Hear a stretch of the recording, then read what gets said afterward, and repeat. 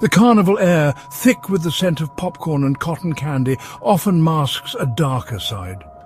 Beneath the joyous screams and brightly coloured facades, shadows lurk.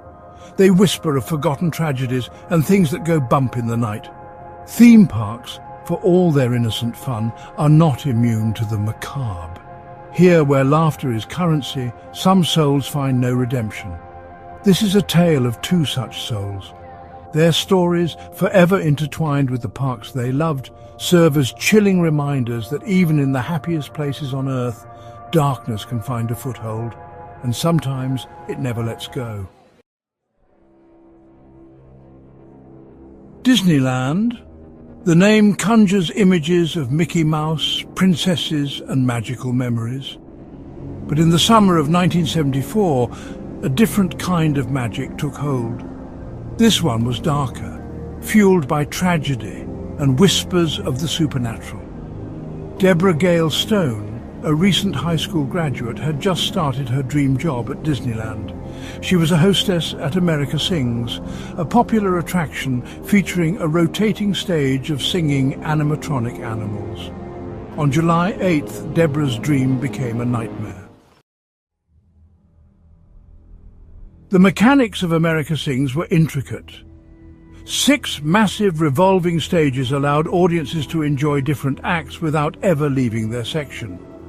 Between the moving walls, however, were narrow passageways. These were off-limits to guests, but essential for cast members to navigate the attraction. Deborah, ever the diligent worker, was in one of these passageways when tragedy struck.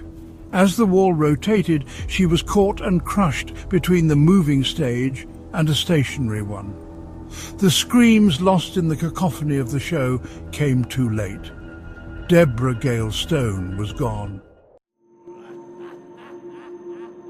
In the aftermath of the accident, Disneyland made significant safety improvements to America Sings, but the tragedy left an indelible mark, one that some say lingers to this day.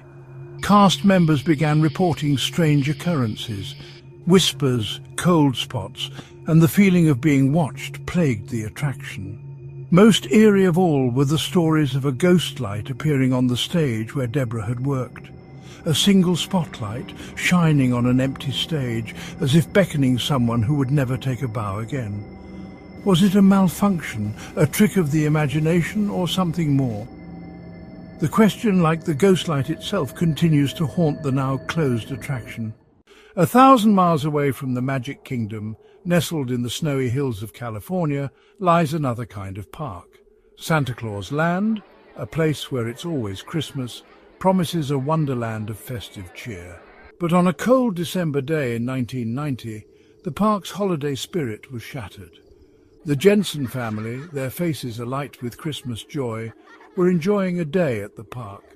Little did they know that their lives were about to be irrevocably changed.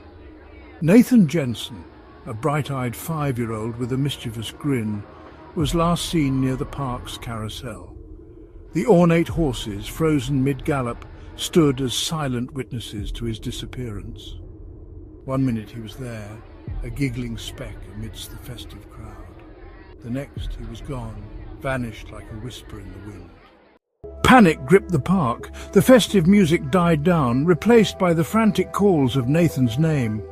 Security personnel swarmed the area, their faces grim as they questioned guests and searched every nook and cranny. Time, usually a merry companion at Santa Claus Land, became a cruel adversary. Hours turned into days, and the initial hope dwindled with each passing moment. The police were called in, their investigation thorough but ultimately fruitless. Security footage from the day showed Nathan entering the park with his family, but there was no sign of him leaving. It was as if he had stepped into thin air, his laughter swallowed by the wintry silence. Theories abounded.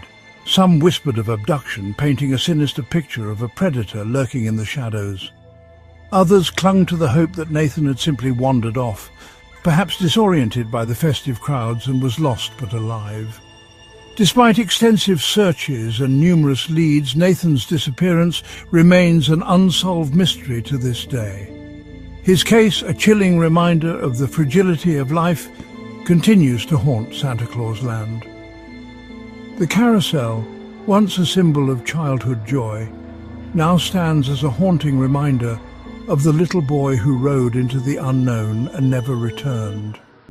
Theme parks, with their carefully crafted illusions and promises of escape, often obscure the darker realities that lie beneath the surface.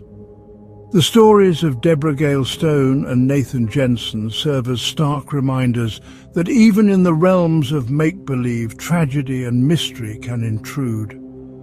As you stand in line for the next exhilarating ride, the joyous screams of fellow parkgoers ringing in your ears, remember these tales. Remember that the line between fantasy and reality is often blurred, and that sometimes the most terrifying monsters are not the ones in costume. Sometimes they are the ones that linger in the shadows, their stories whispered on the wind, a chilling reminder that even in the happiest places, darkness can lurk just beneath the surface.